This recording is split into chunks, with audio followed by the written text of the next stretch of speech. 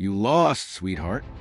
Avery Sullivan smirked at the stranger leaning against a rusted-out pickup, his arms crossed, his gaze unreadable. She pulled off her helmet, letting the wind tangle in her hair. "No," she said, voice steady. "I know exactly where I'm going." That was a lie. What she knew was that she had to keep moving. What she knew was that the name Sullivan couldn't mean anything here. What she knew, what she felt in her bones, was that if she stopped too long, the past would catch up to her, and she wasn't ready to be caught. Avery Sullivan's Harley-Davidson thundered across the Nebraska plains, a mechanical beast tearing through the quiet like a war cry. At 32, she'd shed her billionaire era skin, New York's penthouses, her father's corporate empire, her mother's suffocating matchmaking, for the raw freedom of leather and asphalt. The road was her defiance, a middle finger to the Sullivan legacy she'd been groomed to inherit. She didn't care that her disappearance had sparked tabloid frenzies, or that her family's private investigators were scouring the country. She was done, until the Harley betrayed her. 20 miles outside Willow Creek, population 1,204, the engine coughed and died, stranding her on a sun-scorched stretch of nowhere. She kicked the tire, cursing under her breath, her black boots kicking up dust. That's when a tow truck rattled into view, its faded sign reading Carter's garage. Out stepped Mason Carter, 42, broad-shouldered, with grease-stained hands and hazel eyes that carried a quiet storm. "Bike trouble?" he asked, his voice a low drawl, steady as the horizon. "Dead as a doornail," Avery replied, wiping sweat from her brow. "Can you fix it?" He crouched beside the Harley, running a hand over its frame like it was an old friend. "Fuel lines busted and the carburetor's a mess. Take me a day, maybe two. You got somewhere to be?" She smirked faintly. "Nowhere but here." Willow Creek's hidden layers. Mason towed the bike to his garage, a cluttered haven of wrenches, oil cans, and the faint hum of a radio playing Johnny Cash. Avery followed, trading her designer jacket for a faded flannel he lent her, determined to keep her identity buried. She wasn't Avery Sullivan here, just Ava, a drifter with a quick tongue and a restless spirit. Mason didn't ask questions, and she liked that about him.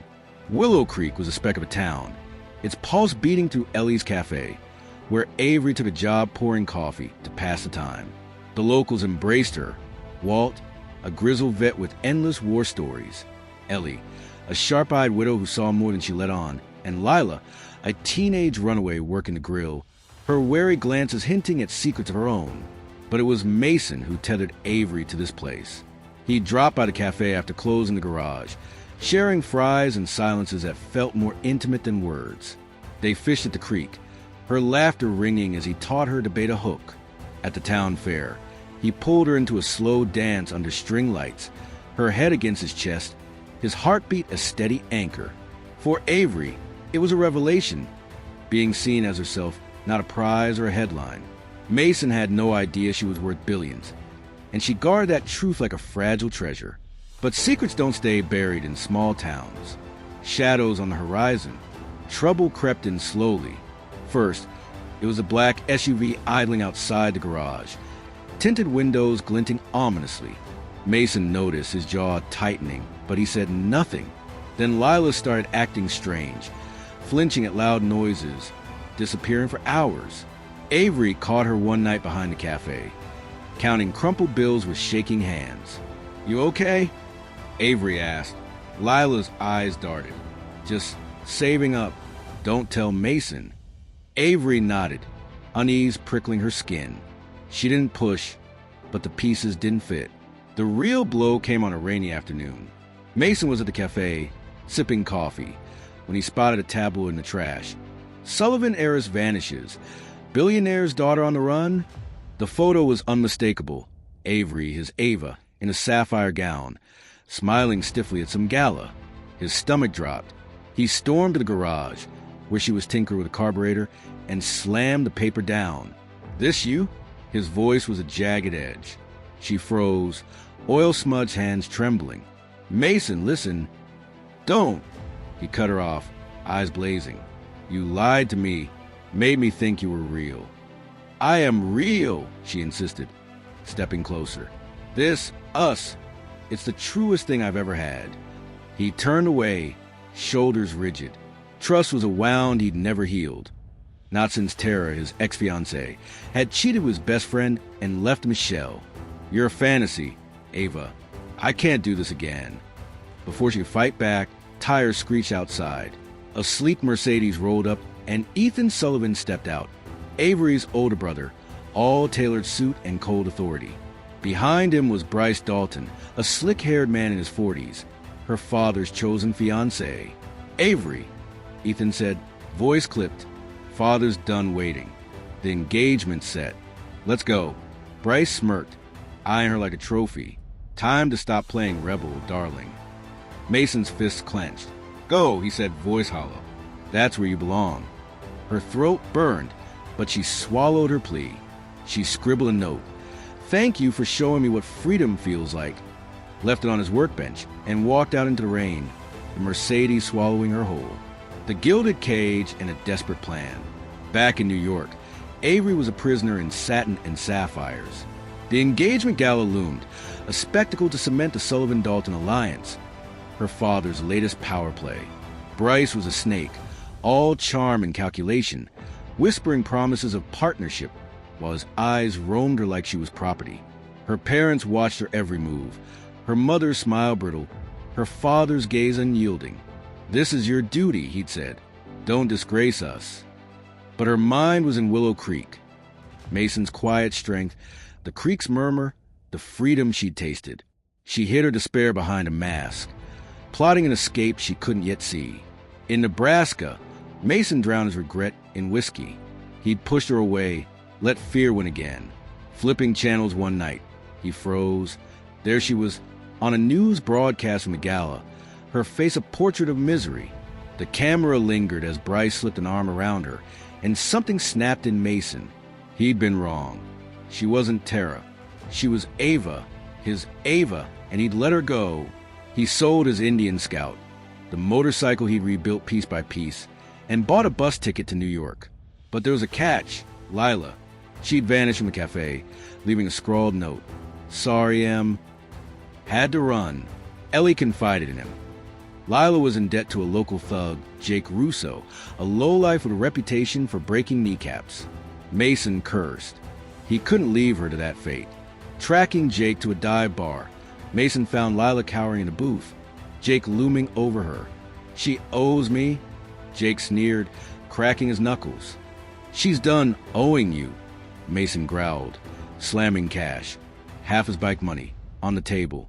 Jake lunged, but Mason was faster, pinning him to the wall. "Leave her alone or I'll bury you." Jake backed off, and Lila sobbed her thanks. "Go home," Mason told her. "I've got somewhere to be." The gala and the chase. In New York, Mason slipped into the gala in a borrowed suit, heart-hammering. The room glittered with wealth, chandeliers, champagne, hollow laughter. Avery stood beside Bryce, radiant but lifeless, a sapphire gown clinging to her like chains. Mason bribed a waiter to pass her a note. "If you're happy, stay. If you're not, I'm waiting."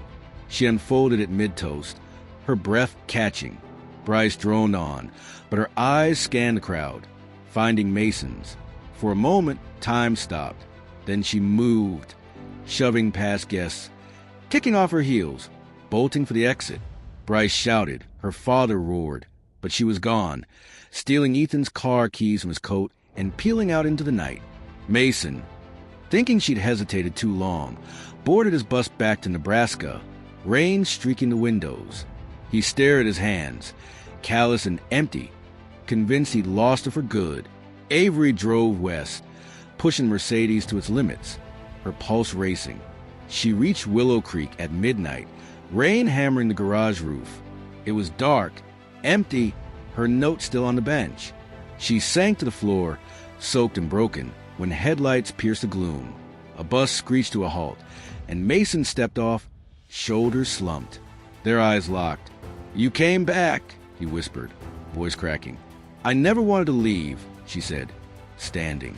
"You're my home, Mason." He crossed the distance in a heartbeat, pulling her into his arms. The rain drenched them, but they clung to each other, his lips finding hers, fierce, desperate, real. "I'm sorry," he murmured. "I was a coward." "You're here now," she said, and they kissed again, the storm raging around them. Headlights flared once more. Ethan emerged, rain-soaked but calm. "I'm not here to stop you," he said, hands raised. "Father's livid, Bryce is humiliated, but I told him you're done. Live your life, Avery." She hugged him, tears mixing with rain. "Thank you." Ethan nodded, then drove off, leaving them in the downpour.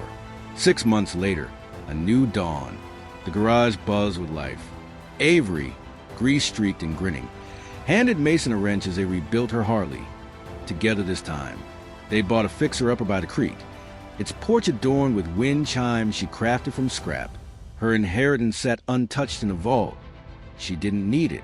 Lila, now free of Jake, worked part-time at the garage, her shy smile a quiet victory. One evening, as the sun dipped low, Mason pulled Avery close on the porch. "Thought I'd lost you," he said, voice soft. "Never," she replied, resting against him. "This is where I belong." Behind them, the Harley gleamed, a testament to the road that brought them together, and the one they'd ride side by side into the future. Walt and Ellie toasted them from the cafe. Lila laughed with customer, and Willow Creek pulsed on, a small world made whole by two souls who'd found each other against all odds.